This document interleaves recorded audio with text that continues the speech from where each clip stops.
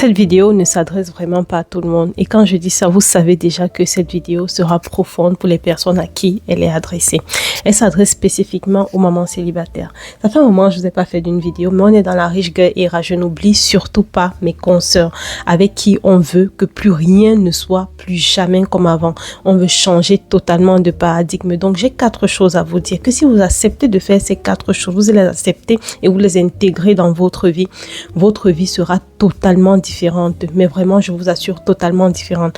La première des choses, si tu es récemment mère célibataire et que tu es en procédure de, je sais pas, que ce soit divorce, séparation, que les choses soient difficiles pour toi, la première chose que je vais te dire, c'est un conseil qu'on m'a donné et je l'ai écouté 1 an plus tard et c'était déjà 1 an trop tard. J'ai écrit, il faut que tu te libères des petits problèmes. Libère-toi des petits problèmes. Quand je parle petits problèmes, tu vas voir ça bizarrement, mais je te parle par exemple du problème de garde d'enfants. Libère-toi le plus tôt possible de ce problème-là. Donc, je sais, tu vas me dire, oui, mais pourquoi amener le papa chez le JAF, pourquoi machin truc et tout, machin chez le juge. Fais-le parce que ça arrivera tôt ou tard. Vaut mieux que ça arrive tôt quand les choses sont encore fraîches, que ça arrive tard quand on t'a traîné, on t'a épuisé mentalement, physiquement.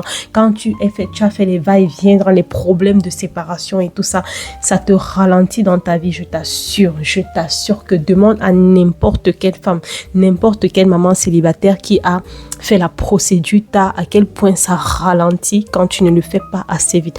Peu importe le mode de garde que tu veux choisir, que tu veux la garde exclusive, classique ou bien partagée, fais-le tôt. Va voir un juge et mets les choses carrées comme ça, tu avances dans ta vie tranquillement. La deuxième des choses, c'est il faut que tu évolues financièrement sur le plan, que ce soit du travail, du business, des études. Même si tu as 35 ans, 40 ans, si tu penses que tu dois reprendre tes études, reprends-les le plus tôt possible. Pendant que tu es encore en train de te dire, tu as mal au cœur en mode oui, mais je suis meurtrie, j'ai trop mal au cœur, machin truc et tout. C'est le moment, c'est dans ça là que tu dois déjà. Donc fais ça maintenant. Franchement, je le dis, mais témoignez les filles qui ont repris leurs études pendant qu'elles étaient dans la séparation la même année ou bien 1 an plus tard ou 2 ans plus tard. Et même si ça fait 3 ans que tu l'as fait, pense pendant que tu m'écoutes là, tu sais ce que tu es censé faire. Tu sais si tu veux reprendre tes études, ce que tu dois faire pour que ta vie évolue. Choisis le diplôme, la formation ou bien le business que tu sais que tu veux faire depuis longtemps et qui peut marcher même si tu te concentres pendant 1 ou 2 années. Commence-le pour le bien de tes enfants et pour ton bien. Parce que les choses qu'on fait, ce qui se passe, c'est que quand on se retrouve en célibataire, on se retrouve avec les enfants, on veut sacrifier sa vie.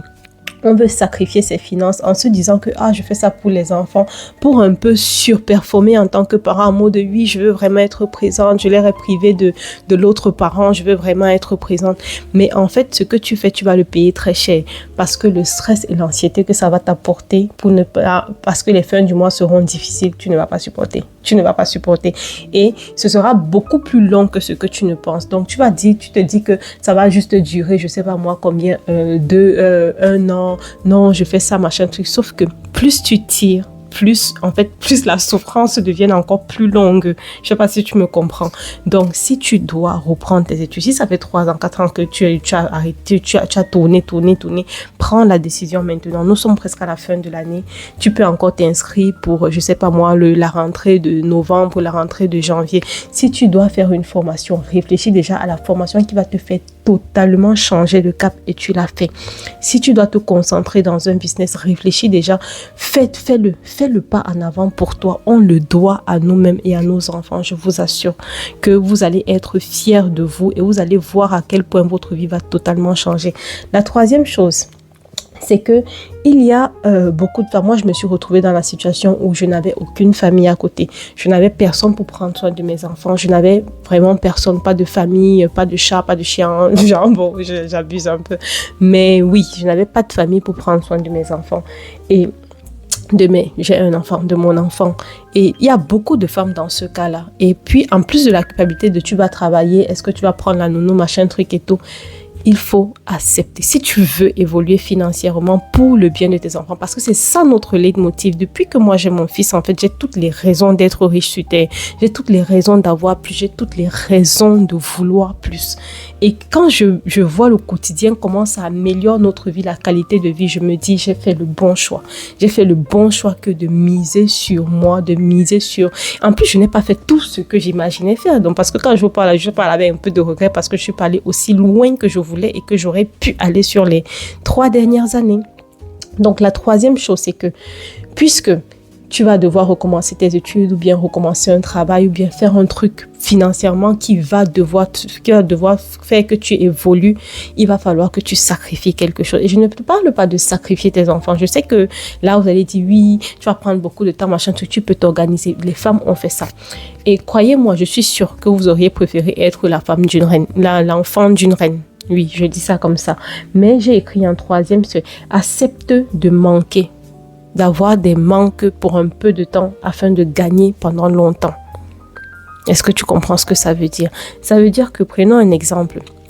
Quand je me suis retrouvée maman célibataire, ce que j'avais moins de 2000 € pour subvenir à mes besoins de moi, mon fils, le logement et tout. Il a fallu que je trouve un travail qui est bien au-dessus de ça, qui me permet même de prendre la nounou pour faire les retours d'école, pour faire les tâches que je ne voulais pas prendre, l'aide ménagère, pour faire les tâches que je ne voulais pas faire, pour avoir des moments de qualité et d'ultra bonheur avec mon fils en fait. Et tout le monde a témoigné de ça autour de moi, du fait que mon fils avait l'air heureux. Mon fils était, mais vraiment, il était heureux. Il était heureux quand on passait des moments, mais vraiment ensemble, de super moments, parce que j'avais les moyens de lui offrir ces moments, de nous offrir ces moments. J'avais les moyens d'avoir un peu de répit, de rentrer. Et au lieu de stresser pendant longtemps en mode, oui, j'ai un petit travail et puis je suis obligée de ne pas travailler longtemps et d'être avec mon fils. Et finalement, être anxieuse et transmettre cette anxiété à mon fils.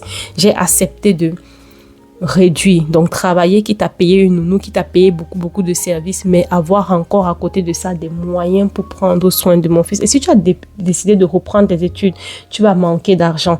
Accepte que pendant 2-3 ans, tu manques d'argent pour que plus tard, que ça aille encore mieux. Pour l'instant, si tes enfants sont petits, tu as tout à y gagner vraiment parce qu'ils sauront profiter de ça quand tu auras plus. Et là-dedans, ça va aussi avec le fait que j'avais mis ça en 5e, mais je vais mettre ça directement en 4e, avec le fait que il faut couper. Il faut couper des sources là où tu vis de ton argent. Donc, les choses, si tu payes des choses qui ne te concernent pas, tu donnes l'argent là où ça ne te concerne pas, la famille éloignée, même la famille proche, il faut accepter que tu ne peux pas être le sauveur de tout le monde à un moment donné. Pendant que tu es en train de te noyer, tu ne peux pas sauver les gens.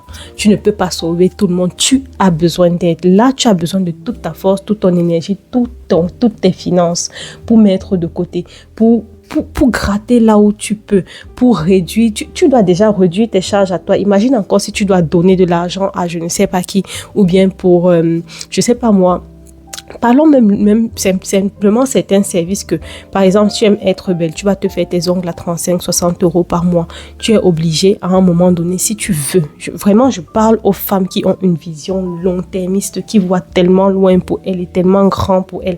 Si tu mets 60 €, 50 € de côté tous les mois parce que tu mets tes ongles de côté et que sur je sais pas, 10 mois, ça te fait 600 €. 600 €, c'est quand même l'argent même je veux pas un fonds de commerce pour faire la vente des bijoux en ligne. Par exemple, ça peut être aussi l'argent de fonds de commerce, le fonds pour t'inscrire pour une formation, une certification, apprendre à coder, en fait, essaye de regarder ta vie, dis-toi. Ok, je me donne 2 ans, 3 ans pour que les lignes bougent totalement et que plus jamais rien ne soit comme avant. Je t'assure que si tu fais ces 4 choses que je viens de dire là, ok, donc parce que j'avais même dit 5 choses, mais 4, les 2 étaient mélangés parce que l'autre point, j'avais dit sois à l'aise avec le fait que les fins du mois soient justes. Pendant un moment, il faut être à l'aise avec ça en tant que maman célibataire, surtout si tu fais des efforts, tu es dans une démarche d'améliorer ta vie considérablement, il faut être à l'aise avec ça. Bon, ça a été une longue vidéo, mais c'était très important et j'espère que ça vous a vraiment aidé et ça vous a édifié. N'hésite pas à me laisser en commentaire ce que tu en as pensé, ce que tu fais, tes astuces à toi ou bien même à conseiller d'autres femmes en commentaire.